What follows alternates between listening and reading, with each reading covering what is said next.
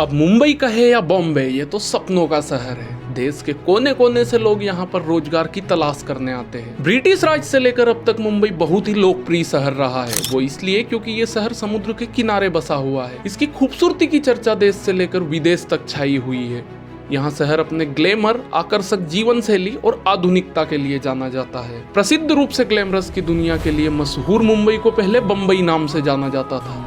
यहाँ शहर कई महत्वपूर्ण घटनाओं का साक्षी रहा है, जिसमें गांधी जी की शहर यात्रा से साइमन कमीशन के खिलाफ प्रदर्शन तक शामिल है। बॉलीवुड के सुपरस्टार और बड़े उद्योगपतियों से लेकर मछुआरे और झुग्गी बस्तियों को पनाह देने वाला मुंबई एक ऐसा शहर है जो गर्व से मानव अस्तित्व के विभिन्न क्षेत्रों की दास्तां बयां करता है। मुंबई शहर शुरू से ही कला, संस्कृति, संगीत, नृत्य और रंगमंच के लिए देश का प्रमुख केंद्र रहा है। कई लोगों के लिए मुंबई सपनों का शहर भी है, और हो भी क्यों ना। इस शहर ने अब तक न जाने कितने लोगों के सपनों को पंख दिए। हर कोई अपने जीवन में एक बार मुंबई जाने का सपना जरूर देखता है, और ठीक ऐसा ही सपना मैंने भी देखा था। और आखिरकार अपनी 120 दिन की इस भारत यात्रा में मुझे मुंबई जाने का मौका मिल ही गया। तो आज अपनी पीठ पर यह सपनों से लबालब भरा हुआ बैग टांगकर फाइनली मैं पहुंच चुका हूं सपनों के शहर मुंबई।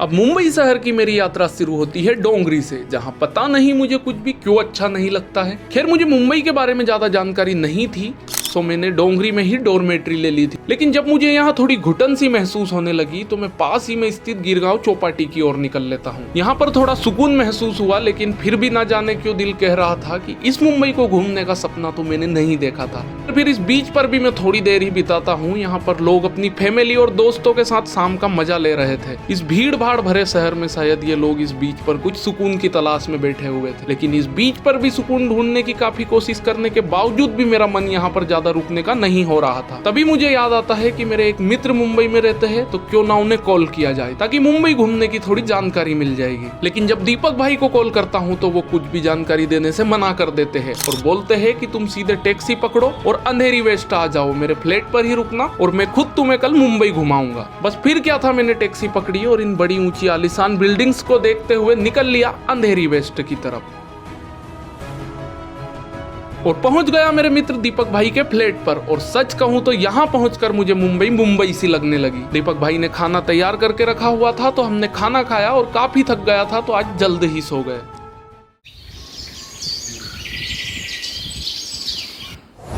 फिर अगली सुबह दीपक भाई के साथ मुंबई की गलियों से होते हुए निकल लिया मुंबई को करीब से देखने के लिए। गली गैंग। कुछ देर चलने के बाद हमने ऑटो लिया और पहुंच गए अंधेरी के लोकल ट्रेन स्टेशन पर, जहां से टिकट लेकर अब शुरू होने वाला है हमारा मुंबई की लोकल ट्रेन का सफर। लोकल के इन रेलवे स्टेशन पर मैंने ट्रेन से भी ज्यादा तेज चलते हुए लोग देखे, जिन्हें देखकर मुझे मुंबई शहर की रफ्तार का एहसास हुआ। हर 2-3 मिनट में ये लोकल ना जाने कितने लोगों को उनके घर तक, उनकी मंजिल तक और उनके सपनों तक ले जाने में मदद करती है। फिर थोड़ी देर में एक लोकल आती है और हम भी उसमें सवार होकर निकल लेते हैं गेटवे ऑफ इंडिया घूमने के लिए। लेकिन मेरे दिमाग में मुंबई लोकल की इमेज कुछ ज्यादा ही भीड़ भाड़ भरी हुई छपी थी, पर आज संडे होने के कारण शायद मुझे उतनी भीड़ का सामना नहीं करना पड़ा। कभी सीट पर बैठकर तो कभी गेट पर खड़े होकर मुंबई को निहारते हुए इस लोकल के सफर का मजा लेते हुए हम पहुंच जाते हैं चर्च गेट रेलवे स्टेशन। यहां से टैक्सी लेकर आ जाते हैं गेटवे ऑफ इंडिया। ब्रिटिश शासनकाल में बनाया गया गेटवे ऑफ इंडिया मुंबई में देखने की मुख्य जगहों में आता है। यहाँ पर आप बोटिंग का आनंद भी ले सकते हैं। गेटवे ऑफ इंडिया के पास ही ताज होटल भी बना हुआ है, जो कि सिर्फ मुंबई शहर का ही नहीं बल्कि पूरे भारत का पहला 5 स्टार होटल है। तो अब गेटवे ऑफ इंडिया और ताज होटल देखने के बाद हम पहुंच जाते हैं फैशन स्ट्रीट, जो कि सस्ते क्लोथ्स और फैशन आइटम्स का खजाना है। यहाँ पर आपको कम से कम दाम में अच्छे कपड़े मिल जाते हैं, तो 2-4 टी-शर्ट्स यहाँ से खरीदकर हम निकल लेते हैं मरीन ड्राइव मुंबई के लिए, जिसे कि अगर एक शब्द में कहा जाए तो एक सुकून ही मैं कहूंगा। यहाँ पर जो शांति मन को मिलती है वो क्या ही कमाल है। समुद्र से आती हुई ये हवाएं दिन भर की थकान को पल में गायब कर जाती है। शायद इसलिए शाम में कुछ वक्त बिताने के लिए आज भी मरीन ड्राइव मुंबई के लोगों की पहली पसंद है। वास्तव में यार, यहाँ की हवाओं में जादू है।